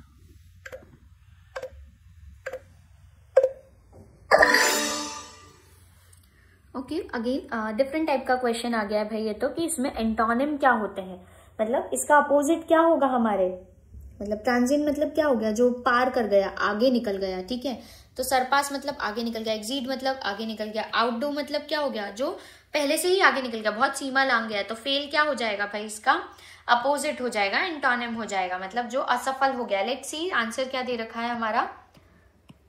बिल्कुल सही है, डी आंसर हमारा, जो कि है फेल हो गया। Now we are moving to the next word which is hiatus, मतलब विराम, अंतराल या फिर ब्रेक ले लेना। अ पॉज और a gap in sequence, series और प्रोसेस, मतलब जब कोई प्रोसेस, सीरीज या एक्टिविटी हो तो थोड़ी देर के लिए रुक जाना या फिर उसमें गैप ले लेना। सिनोनिम मतलब सेम वही, ब्रेक मतलब ठहराव, पॉज मतलब रुक जाना, रुकावट देना, थोड़ी देर के लिए रुकना। इंटरप्शन मतलब बीच में ही रुक जाना। एंटोनिम मतलब अपोजिट, कंटिन्यूएशन, चलते जा रहे हो, चलते ही जा रहे हो, जारी रख रहे हो। कंटिन्यूटी मतलब लगातार चलते रहना, निरंतर, जिसको हम बोलते हैं। Example, the TV show is on hiatus until the next season, मतलब टीवी शो अभी के लिए रुक गया है, अगले सीजन में वापस आ जाएगा। ठीक है, मतलब रुक गया है। आप ऐसा भी समझ सकते हो इसको कि एग्जाम के बाद स्टूडेंट्स थोड़ा सा ब्रेक लेते हैं, किस चीज के लिए? रिलैक्स होने के लिए। तो वो क्या करते हैं? ब्रेक ले रहे हैं, पॉज है, इंटरप्टेड है, या फिर रुक गए हैं किसी चीज के लिए। इसको पता है आप ऐसे भी याद रख सकते हो, जैसे मैं कैसे याद रखती थी इस शब्द को। हाइटस को आप ऐसे तोड़ लो, मैं ऐसे जैसे हाई रेस्ट, मतलब कोई भी चीज एक हाई पॉइंट से आके रेस्ट ले रही है तो उसे हमने क्या बोला है? हाइटस। ठीक है, अब इसका एक क्वेश्चन हम देख लेते हैं, तब तक टाइमर लगा लेते हैं। Let's start with the timer.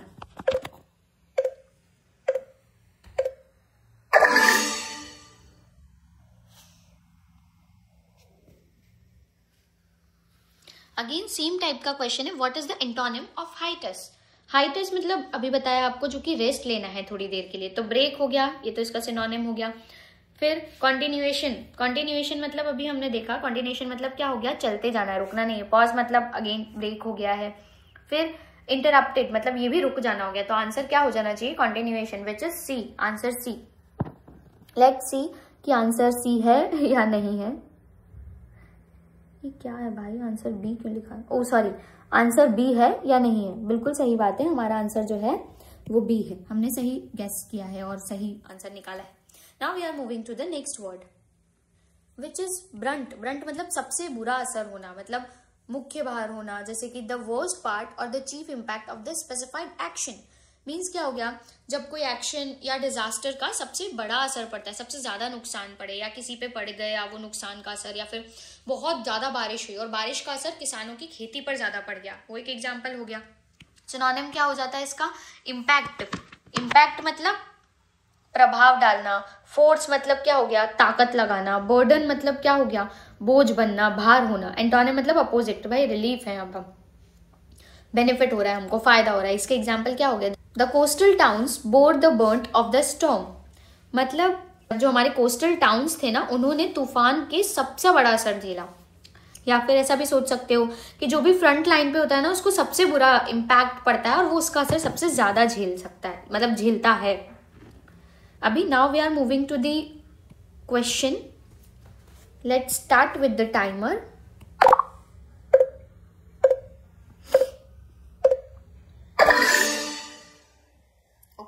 इसमें भी सेम चीज पूछी है, एंटोनिम मतलब अपोजिट बताना है। बॉन्ड मतलब अभी देखा हमने कि इम्पैक्ट, अभी ये पहली चीज दे रखी, इसका प्रभाव पड़े, असर पड़े, फोर्स मतलब बल या ताकत दिखाई जा सके, बर्डन है, तो ये आंसर तो होगी नहीं, इसके अपोजिट क्या हो जाएंगे, इसका आंसर हो जाएगा रिलीफ। ठीक है, तो लेट्स सी इसका आंसर भी है या नहीं है। बिल्कुल सही है हमारा answer. Now we are moving to the next word which is pilferage, मतलब चोरी। ठीक है, जैसे कि the action of stealing things और अ लिटिल वैल्यू, मतलब जब कोई छोटी मोटी चीजें चुराता रहता है, स्पेशली रेगुलर बेसिस पे, जैसे कि ऑफिस सप्लाई हो गए या फिर स्टोर आइटम्स हो गए, उसे कहते हैं पिल्फरेज। ठीक है, इसके सिनोनिम्स क्या हो गए, थेफ्ट मतलब चोरी की है, स्टीलिंग मतलब चुराई है या चुराना है, रॉबरी मतलब डकैती की है, लूट करी है, एंटोनिम्स मतलब डोनेट किया, भाई लूटा नहीं है हमने, दान दिया है, गिविंग मतलब ये भी चीज हमने दान दे दी। एग्जाम्पल क्या है, measures were taken to prevent pilferage in the warehouses, means warehouses में छोटी मोटी चोरियों को रोकने के लिए स्टेप्स लिए गए। जैसे कि आप ऐसा भी समझ सकते हो कि कई बार ऑफिस में पेन, नोटपैड या फिर स्टेपलर क्या किए जाते हैं, पिल्फरेज का शिकार हो जाते हैं। पिल्फरेज मतलब चोरी कर लिए जाते हैं। Okay, now let's move to the question. Again let's start with the timer.